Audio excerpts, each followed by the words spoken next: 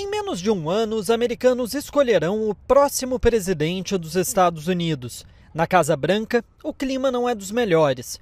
Isso porque uma pesquisa do New York Times com a Siena College, divulgada no início do mês, mostrou um cenário preocupante.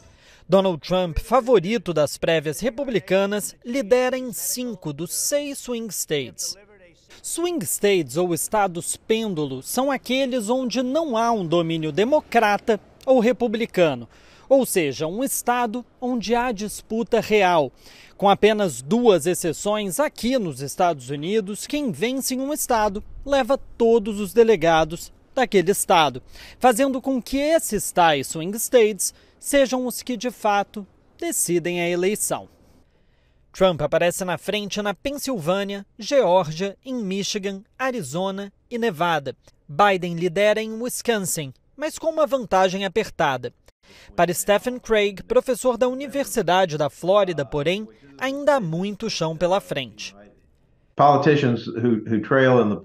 Políticos que estão atrás nas pesquisas gostam de dizer que a única pesquisa que conta é o dia da eleição. E isso é verdade. Se o resultado desse levantamento aparecesse no próximo verão ou no início do outono, aí eu acho que os democratas teriam toda a razão de estarem muito preocupados. Um dos pontos mais fracos para Biden é a economia. Apesar do desemprego estar em 3,9% e da inflação ter caído de 6,4% em janeiro para 3,7% em setembro, os americanos não parecem satisfeitos. De acordo com a mesma pesquisa, apenas 2% dos eleitores acreditam que a economia hoje está excelente, contra 52% que a avaliam como ruim. Para piorar a situação da Casa Branca, 59% dos entrevistados dizem confiar mais em Donald Trump nesse quesito, contra 37% que dizem confiar mais em Joe Biden. Eu me lembro de 1992, a tentativa de reeleição de Bush pai contra Bill Clinton. A campanha de Clinton martelou Bush na economia do início ao fim. O slogan dentro da campanha era "É a economia, estúpido", o que significava foque na mensagem. E a economia, na verdade, estava melhorando ao passo que a eleição se aproximava. Mas os eleitores não tinham essa percepção e Clinton venceu a eleição bem facilmente. Outro dado relevante do levantamento foi em relação à idade de Biden. Em 2020, 34% dos eleitores acreditavam que ele era velho demais para o cargo. Hoje, há uma semana de completar 81 anos, esse número subiu para 71%. Já em relação a Trump, que tem 77 anos, 39% dos eleitores acreditam que ele seja velho demais. Stephen Craig, porém, acredita que esse dado não é determinante.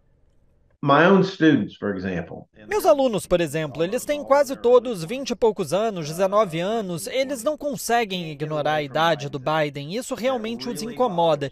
E eles se incomodam com o Biden em si, mas também com o fato de por que são sempre homens velhos que devem comandar o país. Essa é uma reação genérica e compreensível, mas quando a gente chegar em novembro de 2024, Biden versus Trump, se esse cenário se confirmar, será que eles vão reagir de forma tão negativa? Mas a semana não foi apenas de notícias ruins para os democratas. Na terça-feira, dia 7, o partido saiu vitorioso em eleições estaduais. Na Virgínia, conquistaram maioria nas 2 casas legislativas. Em Kentucky, um estado fortemente republicano, o governador democrata foi reeleito. Na disputa mais importante em Ohio, outro estado republicano, o direito ao aborto foi reconhecido na Constituição estadual por um plebiscito. A eleição de Ohio é tida como mais relevante porque mostra que plebiscitos sobre o aborto podem fazer com que eleitores democratas se levantem do sofá para votar. Em um país onde o voto não é obrigatório e onde o presidente gera pouca empolgação no eleitorado, essa pode ser uma saída para os democratas. Most voters aren't going to be driven by that issue. Muitos eleitores não serão motivados por essa questão. A questão é, quantos serão motivados por essa questão? Até então, a resposta a essa pergunta vem favorecendo os democratas e eu não acho que vai sumir em 2024. Eu não acho que o aborto garante a eles uma vitória na eleição, seja na presidência, no Senado ou na Câmara. Mas é uma questão que vai ter um impacto, eu estou absolutamente convencido. Em alguns lugares, em alguns estados, vai afetar o resultado, mas é impossível saber exatamente como. Por fim, perguntei ao professor aquilo que muitos se perguntam. Do you believe that there is any chance? Há chances de que Biden abra mão da candidatura para outro nome do Partido Democrata? Não existe consenso no Partido Democrata sobre caso Biden abrisse mão quem seria o candidato. E bem, as prévias estão logo ali. Eu acho que tem uma chance do Biden abrir mão? Sim.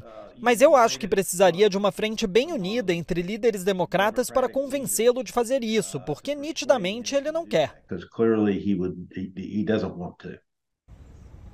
Pedro Paiva, de Nova York, para a TV 247.